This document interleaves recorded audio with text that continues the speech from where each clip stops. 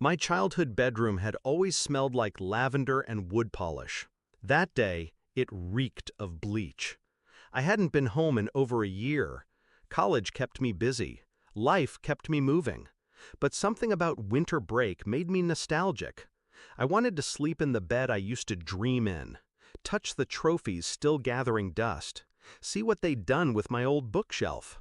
But when I asked, "Don't go in there," my mom said, too quickly. "It's just storage now," my dad added. He wouldn't meet my eyes.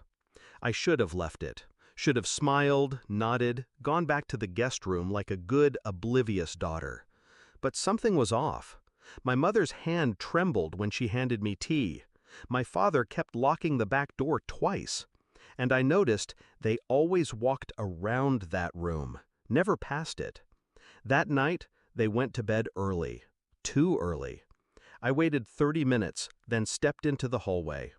My socks didn't even make a sound. The door to my old room was locked. That was new. I picked it open with a bobby pin. Old habit, old skill, picked up from the same man who taught me to never trust blindly. Funny. I opened the door, and for a moment my mind couldn't process what I saw. The posters were gone. So were the curtains, the bed, the dresser. In their place, a metal folding chair, a stained mattress, and a chain bolted to the floor. No windows, just a single bulb swinging from the ceiling like a noose. 5 minutes later, I called 911. 2 officers arrived. They took one look and called in backup. A detective asked if I had any idea. I said no, but I was already rewinding memory. I was 7 when I first noticed my dad locked the basement after 8 p.m. 11 when I saw him yank a box out of my mother's hands and whisper something that made her cry. 17 when I found blood on the laundry floor and was told it was just meat juice from the trash. I wanted to believe them. I needed to. But that room shattered every excuse they'd ever fed me. They were arrested that night. They didn't resist. My mother kept asking if I'd eaten. My father just stared at me like I'd pulled a trigger. In a way, I had. The investigation moved fast, too fast, because there were fingerprints, hair samples, DNA. The room hadn't been empty long. The forensic team said it had been cleaned recently. Poorly. Then came the files, photos, logs, a burner phone hidden in my dad's old toolbox, conversations, transactions, descriptions. They trafficked people, girls, mostly teens, some older, some younger. They used my old room as a holding place before transfers.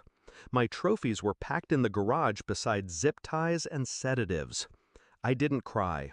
I didn't scream. I became still.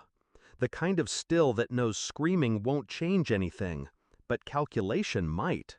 They made one mistake. They kept records. Because my father, the ex-accountant, was too arrogant not to. He tracked everything. Dates, payments, locations. He thought he was being smart. So I took his spreadsheets, copied every one. And when the lawyers tried to cut a deal, I leaked them anonymously. To journalists, to victims' rights groups, to anyone who'd listen. I didn't care about the trial. I cared about the pattern. They called me to testify. I walked into the courtroom in my college sweatshirt. My mom wouldn't look at me. My dad smiled, like he still had a chance. I sat down, swore an oath, and burned every bridge with one sentence. My parents are not who they pretend to be, and I have proof. The fallout was nuclear. Every account frozen. Every asset seized. The house forfeited. I watched it crumble from the outside as investigators marked the walls.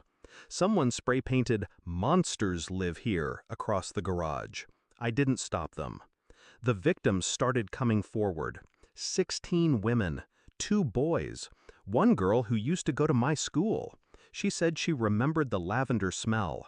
Said she screamed once, and my mom brought her water, but no help. That girl didn't look at me with hate. She looked at me like she needed me to never stop. So I didn't.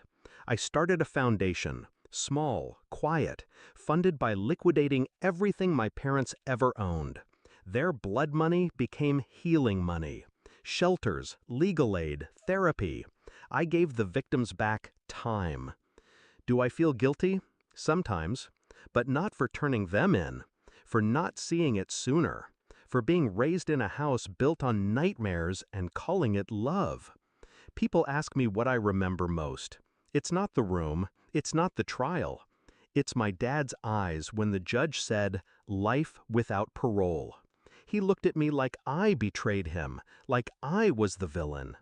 But he taught me something once. Always follow the numbers. They never lie. He was right, and they led me straight to justice. So no, I don't regret opening that door. I